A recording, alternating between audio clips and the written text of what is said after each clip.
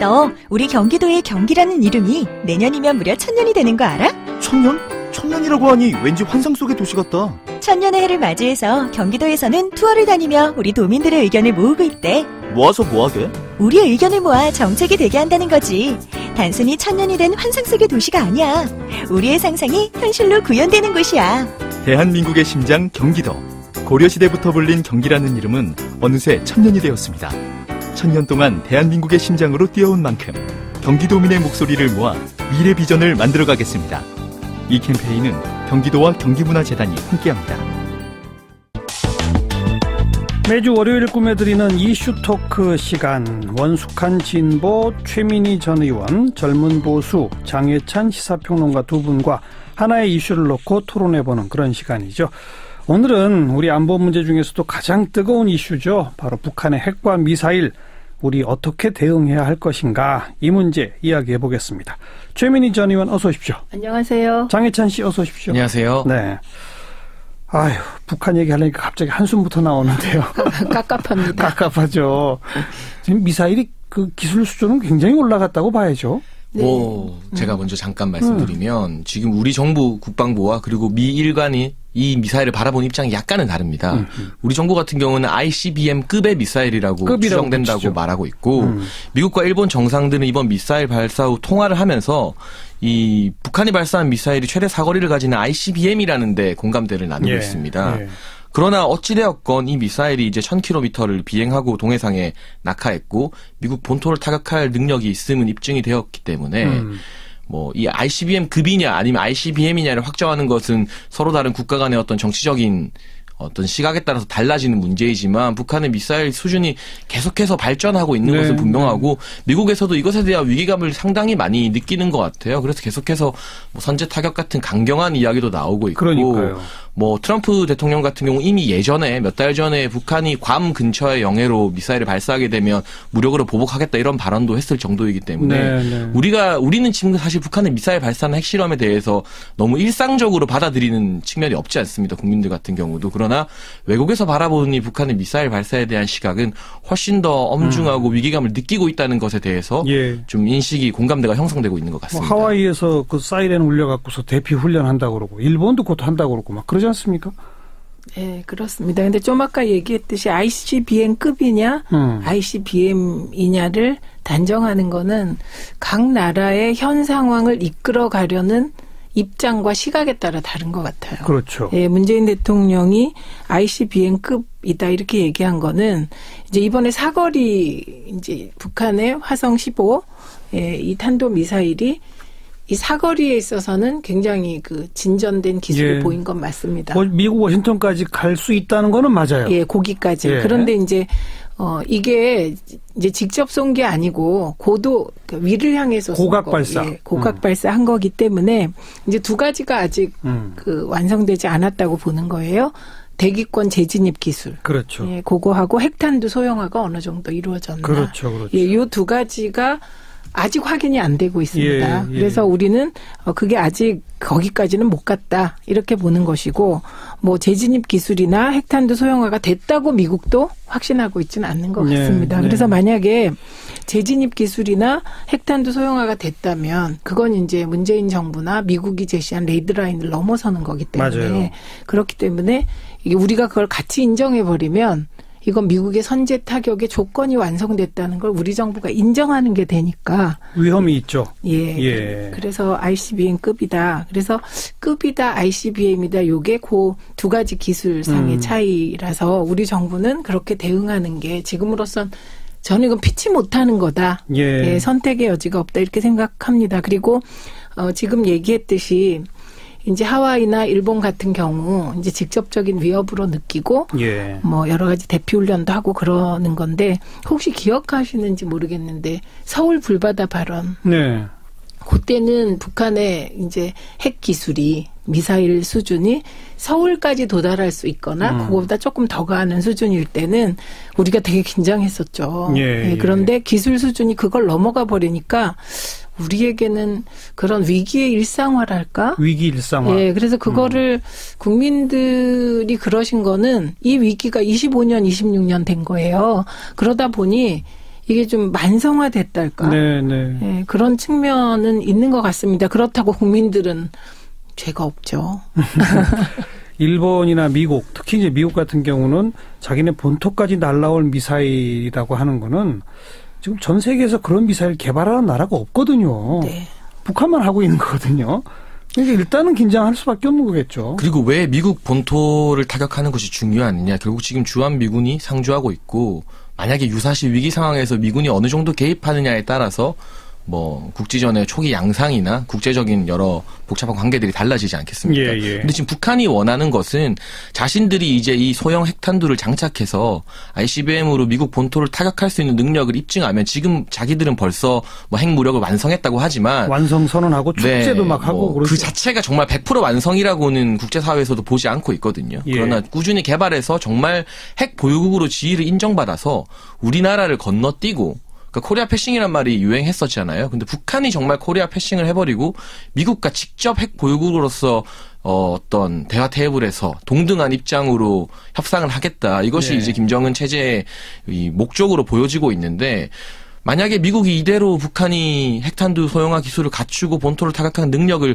갖추기까지 그렇게 되면 정말 핵보유국으로 인정을 안 하기도 어렵고 하기도 어려운 상황에 내몰리게 되는데 그때까지 과연 미국이 얼마나 더 인내할 것이냐. 정말 선제타격이라는 말이 옛날에는 선제타격론이 나오면 허무맹랑한 소리라는 관측들이 많이 나왔어요. 그러나 지금은 당장 뭐 선제타격이 이뤄질 것이다 이런 식으로 공포 분위기를 조성하는 건 옳지 않지만 이 분위기가 계속되고 누적된다면 또 미국 대통령이 지금 트럼프 대통령이지 않습니까?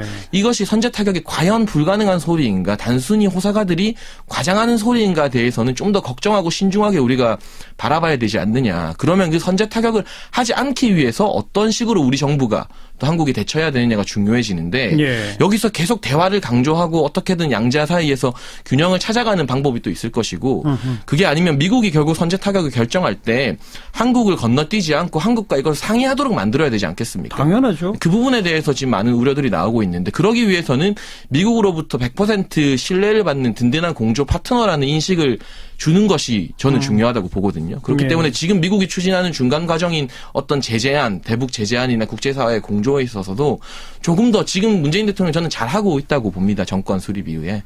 그러나 조금 더 미국의 입장과 발 맞춰서 이 미국 공조, 한미 공조를 강화하는 방향으로 가는 것이 그쪽을 더 강화한다. 어떻게 보면 미국의 선제 타격을 우리가 막는 방법일 수도 있다. 미국 편을 든다고 해서 미국의 선제 타격을 하자 이게 아니라 정말 든든한 파트너임을 우리가 신뢰를 다시 한 번 더 강하게 부각시킬 때 이 선제 타격을 막을 수 있지 않느냐. 우리가 발언권이 미국에서 더 커질 수 있지 않느냐 이런 생각을 하고 있습니다. 그러니까 장해찬 씨도 북한이 핵 능력을 완성했다 손치더라도 선제 타격은 안 된다는 입장은 갖고 계신 거죠?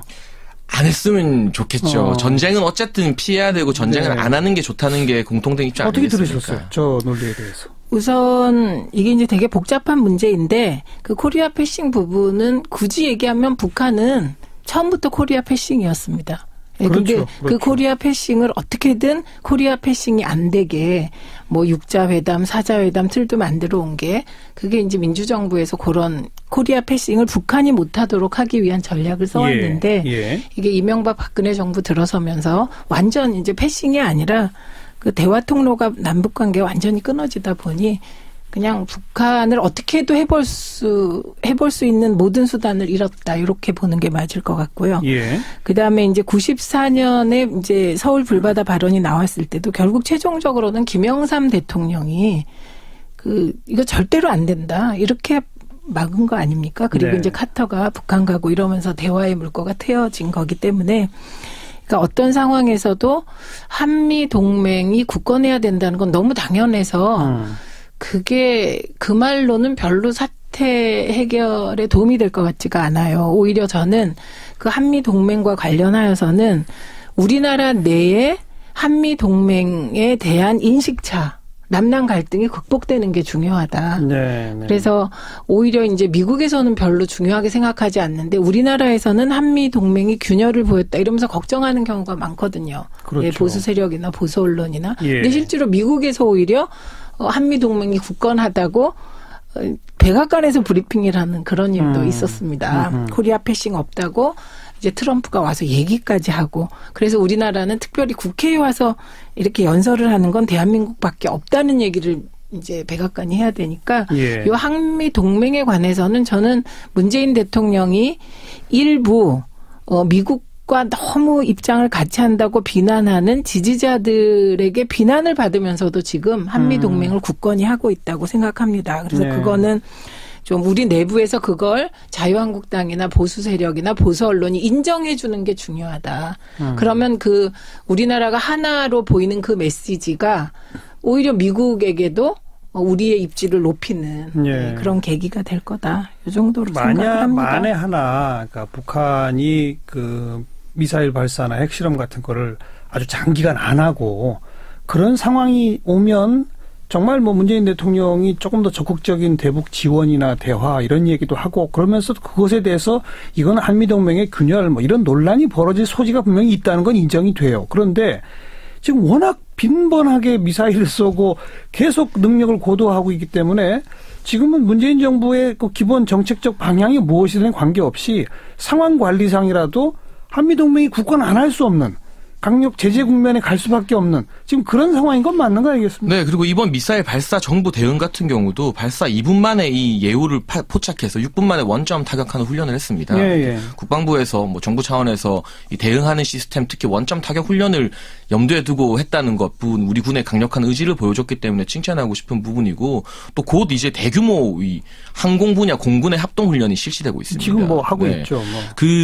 이제까지 유례를 찾아볼 수 없을 정도의 많은 전투기와 복격 여단이 참여하는 훈련인데요. 이 북한이 굉장히 민감한 경계를 일으키고 있어요. 이 훈련에 대해서 특히 북한 같은 경우는 방공망이 취약한 것으로 알려져 있기 때문에 이런 부분에 대해서 저는 이 문재인 대통령이 야당 지도자 시절이었던 때보다 지금 대통령으로 집권에 성공하고 나서 야당 당대표가 아닌 집권 세력이 수장이지 않습니까? 이 균형을 찾아가고 있는 과정이라고 보고 있습니다. 예를 들면 야당 대표 시절에는 한일 군사 비밀 정보 보호 협정 체결에 대해서도 반대하는 의사를 밝혔습니다. 그렇죠. 당시 민주당 같은 경우도 이 밀실 졸속 구력 협정 체결은 용납할 수 없다 이런 식으로 강경한 발언을 쏟아냈었는데 이제 집권하신 이후에 이번에 이 비밀 정보 보호 협정 같은 경우는 따로 파기를 하지 않으면 자동으로 연장되는데 검토를 거친 후에 연장하는 쪽으로 결정을 했다고 합니다. 또 그 외에도 한일 간의 한 라인이 기존에 하나였던 것을 세 개로 늘리는 방안을 추진하고 있다고 정부 청와대 관계자들이 밝혔는데요. 이런 부분 같은 경우 이제 야당 대표일 때 입장과 대통령일 때의 입장이 다른 건데 이 달라지는 것 자체로 지금의 야당들이나 보수 세력에서 비판하면 안 된다고 봐요. 사실은. 이 비판하는 세력일 때와 이 집권 세력일 때 입장은 당연히 다를 수밖에 없고 또 정보에 취득할 수 있는 정보의 양도 달라지지 않겠습니까? 그렇기 때문에 이 대통령이 되신 다음에 이런 군사 정보 협정을 연장하는 것이라던가 사드 이제 발사대 추가로 설치하는 결정을 내린 것들 이 부분에 대해서 저는 이 집권 세력이 된 후 균형점을 찾아가는 과정이다. 그러나 이 과정에서 일관성을 계속 유지할 수 있도록 보수 세력에서도 너무 정치적으로 흔들기를 하면 안 되지만 이 지지자분들 간에서도 이 문재인 대통령이 지금 대통령으로서 추진하고 있는 이 길에 대해서 너무 흔들기를 안 하는 것이 이 외교 안보 엄중한 상황에서 필요하지 않은가 생각하고 있고요. 지금 선제 타격 어떻게 생각하시느냐 제가 안 했으면 좋겠다 말했는데 선제 타격이라던가 북한에 대한 전쟁 안 하는 것이 당연히 왕도입니다. 그러나 이 군사 전문가들의 의견 중에서 보면 여러 가지 옵션이 많을 때 우리가 양보할 수 있는 것도 있고 다양한 제안을 북한에게 할 수 있지 않겠습니까? 당연히 선제 타격과 전쟁을 막자는 게 모두의 의견이지만 그것을 너무 대외적으로 전쟁은 절대 안 된다. 선제 타격은 절대 하지 않는다. 정권 교체를 절대 북한의 정권 교체를 바라지 않는다는 것을 전면에 내세우는 것이 아니라 우리에게도 여러 가지 강경한 옵션도 있고 미국과 공조해서 이번에 대규모 훈련을 하는 것 이상의 어떤 조치에 협력할 수 있는 가능성도 열어두고 있을 때 다양한 옵션을 가지고 있을 때 우리가 북한보다 더 위에 있는 입장에서 북한도 우리의 의견이 미국을 움직일 수 있음을 인지하고 우리를 무시하지 못하고 이런 협상에서 유리한 고지를 점할 수 있다고 보거든요. 자, 저 대목입니다. 선제 타격도 북한의 레짐 체인지도 우리의 옵션에 포함되어 있다라는 입장을 취하는 것이 옳다. 그렇죠. 그게 오히려 이 선제 타격에서 우리가 이 선제 타격을 끌려가는 것이 아니라 막을 수 있는 방안이라고 보는 거죠. 그러니까 저에게 굉장히 위험한 얘기입니다. 그러니까 과연 한미동맹을 굳건하게 하는 것, 북핵 문제를 해결하려고 하는 것, 그 목표가 뭘까요? 그게 한반도의 안정과 국민의 생명과 재산을 보호하기 위한 거거든요. 무엇보다 헌법적 가치를 넘어서는 말은 지도자가 할 수 없다고 생각합니다. 우리 헌법적 가치는 평화고요.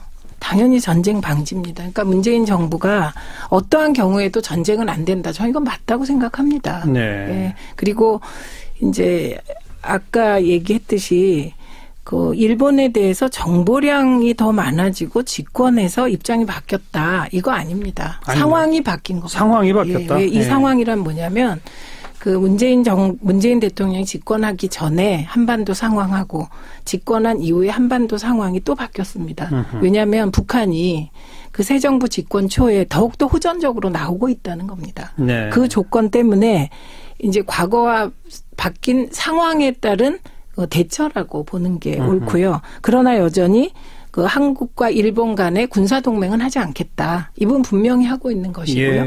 그다음에 이제 한반도에서 굉장히 위험한 건 어떤 상황이냐면 이게 한미일 대 북중러에서 대립구도가 형성되는 겁니다. 이건 북한이 바라고 미국의 강경파와 오히려 일본이 바라는 거거든요.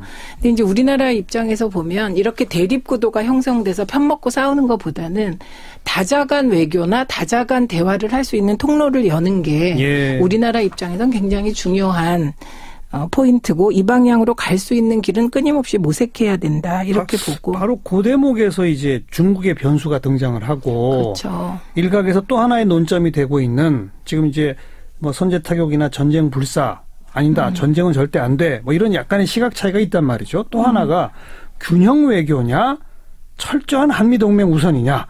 이것도 또 하나의 논점 아니겠습니까? 그 부분에서 많이 이제 여야나 보수 세력, 진보 세력의 입장이 많이 갈리는 것 같아요. 그런데 제가 앞서 이 한일 정보보호협정 상황이 달라져서 바뀌셨다 말씀해 주셨는데 최초로 논의됐던 건 이명박 정부 때 일입니다. 그 당시 이제 이명박 정부 당시에 천안함 포격이 있었고 그리고 연평도 포격이 있었습니다. 그러니까 그 우리 국민들이 직접적으로 북한으로부터 공격을 당해서 사망자도 발생한 사건인데 그 당시 이제 야당의 반대로 이 한일 정보보호협정이 체결하지 못했습니다. 그러다 박근혜 정부에 체결했던 건데 그 이명박 정부 당시 국민들이 직접 피격을 당했던 시절의 일이 덜 엄중했기 때문에 그때 반대했다. 이거는 조금 아닌 것 같고요. 그때도 충분히 필요에 의해서 체결했어야 될 조약이라고 보고 있고. 논리가 그렇게 전개되면 안 되고요. 남북 간에 포격이 있었다는 상황하고 미국의 트럼프가 집권하고 그다음에 북한의 김정일이 남북 대화를 절대로 하지 않겠다는 입장을 가졌다. 그것이 김정은이 이게 확인된 상황은 다른 거죠. 그러니까 북핵은 남북 간의 문제만이 아니라 이건 크게 보면 미국과 중국 문제 그리고 또 일본과 중국 문제 또 우리 내부에 보면 뭐 미국과 일본 문제, 미국과 한국 문제 다양한 선이 그어져 있는 것이거든요. 그래서 제가 말하는 상황의 변화는 그러니까 지금 우리가 제일 걱정하는 건 미국의 트럼프나 북한의 김정은이나 좀 이성적이고 합리적이지 않다. 이 부분을 걱정하는 것이거든요. 그렇죠. 트럼프 대통령에 대해서 그렇게 이성적이고 합리적이지 않다고 저는 우리의 어떤 공직자나 이런 분들이 뭐 저는 많이 들었는데요. 모든 언론에서도 위험하지 않을까요? 언론인이 말하는 것과 다른 무게가 아닐까요? 이 얘기는 뭐 모든 정치인들이 이런 것을 다른 식으로 다 표현을 하고 있고요. 그리고 뭐 저는 그렇게 말하겠습니다. 이성적이고 합리적이지 않고 이 말했다 저 말했다. 오죽하면 오바마 대통령이 트위터할 때 생각해야 된다고 할 정도로 하고 있기 때문에 이런 상황 그게 바뀌었다. 이렇게 보는 겁니다. 한일 정보보호협정은 이제 그 정도 하고 그 이른바 철저한 한미동맹 우선이냐 균형 외교냐 그 대목 좀 장혜찬 씨 한 말씀 해보시죠. 그러니까 당연히 저는 한미일 공조를 통해서 국제사회를 압박하는데 이것이 북중러 대 한미일의 어떤 대립 구도가 형성될 수 있다는 위험 부담이 있다. 그것보다는 다자간 균형 외교를 추구해야 된다는 말씀도 설득력이 있는 것 같아요. 그러나 많은 보수 세력의 어떤 논객들이나 정치인들, 전문가들 같은 경우는 그럼에도 불구하고 한미일 공조를 통해 북한을 압박하는 것뿐만 아니라 중국을 압박해서 중국의 행동 변화를 이끌어내야만 우리가 실질적으로 북한의 변화도 이끌어낼 수 있다라는 의견을 가지고 있잖아요. 그 북한의 6차 핵실험 이후에 이제 유엔 안보리에서 굉장히 강경한 대북 제재안이 통과되면서 뭐 원유 공급을 차단한 건 아니지만 정유 제품에 대해서 차단을 하고 또 북한의 수출 품목 중에 가장 핵심적인 품목 중 하나의 섬유 수출을 이제 금지시키는 등의 여러 가지 조치들이 있었습니다. 물론 여전히 일각의 보도에 따르면 북한이 꼼수로 그러한 수출이나 수입 금지를 피하고 있다. 중국도 그런 것들까지 눈 감아주고 있다고 하지만 그런 제재안이 발표된 후에 이제 북한의 공식 입장은 아닙니다만 북한과 중국 모두 관영 매체가 있지 않습니까?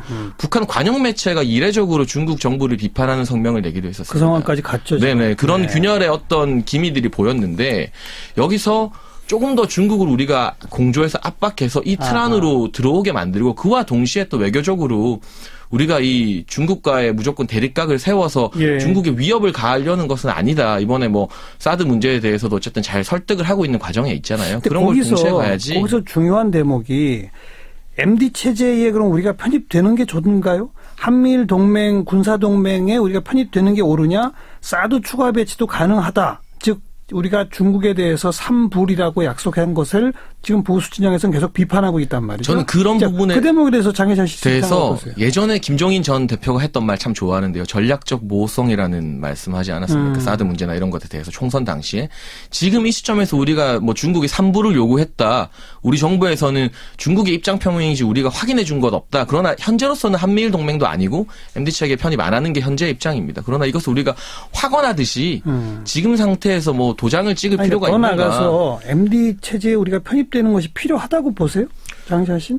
저는 제가 뭐 군사 전문가가 아니기 때문에 MD 체계의 필요성에 대해서 필요한지 아닌지에 대해서는 솔직히 지금 시점에서 어쨌든 지금 정부의 기조가 편입을 안 하겠다는 건데 그거에 우리가 또 엇박자를 내서 지금 당장 들어가야 된다 말하는 거 현명한 태도가 아니라고 보고 있으나 미래에 또 어떤 상황 변화가 있을 수도 있지 않겠어요? 북한이 네. 더 강경한 태도를 보인다든가 미국 측에서도 MD를 지금은 요청을 안 하지만 강하게 압박할 수도 있고 그렇기 때문에 그거는 미래의 가능성으로 우리가 전략적 모호성이라는 열어두고 가능성을 열어두고 남겨두면 될 것 같아요. 뭐 장혜찬 씨 입장 그렇고 우리 어떤 보수적인 색채를 가진 정당이나 언론들은 빨리 왜 거기에 편입하지 않느냐. 그래서 아주 강력한 한미일 군사 동맹 안보 체제, MD 체제를 가지고 중국을 압박하자.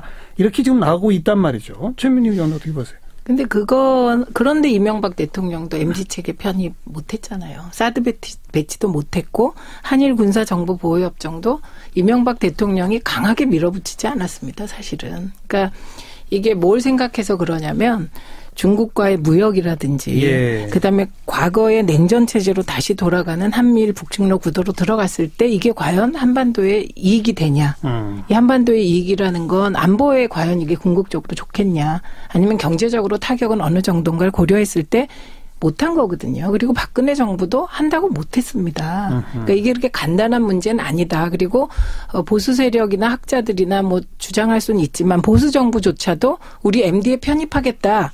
이거를 정책적으로 제시하지 못했다고 봐야죠. 네, 그렇게 봐야 돼서 이제 그렇게 하면 즉각적인 중국의 보복이 두려워서 그것도 분명한 현실적인 이유가 그건 중국뿐만 아니고요. 러시아도 마찬가지입니다. 러시아도 그거는 그렇죠. 그러니까 저는 지금 이제 우리의 한반도가 김대중 대통령이 얘기했던 4대 강국 보장론의 틀에서 나아간 무엇인가를 아직까지 못 찾은 것 같아요. 네. 그 4대 강국 보장론이라는 건 사실 공포의 균형을 얘기하기도 하고 묘한 그 지정학적 균형을 얘기하기도 한 건데 그 틀 안에서 지금 다 사고를 하고 있습니다. 그거는 아마 그 각 나라 강대국 들이 사실 지금 약간 바뀔 때가 된 건 중국이 그 4대 강국 보장론 나올 때만 해도 이렇게 강대국이 아니었어요. 그랬죠. 그런데 지금은 중국이 미국에 우리도 뭔가 국제사회에서 인정받고 싶다고 2위에서 1위를 막 쫓아가고 뭐 그러는 상황이라 약간 바뀔 수도 있는데 안 바뀌고 있는 건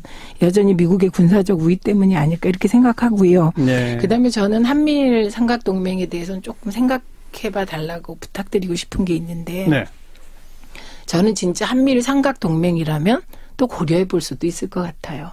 그런데 내용을 가만히 들여다보면 한미일 삼각이 아닙니다. 미일한 수직동맹이에요. 수직이다. 그래서 이것은 그 미국이 엣지스 라인을 그을까 이렇게 생각해서 한반도를 자기의 방위선에서 빼려고 한 적도 있고 그거를 이승만 대통령이 어쨌든 38선 이북으로 끌어넘긴 공이 있으신 것이죠.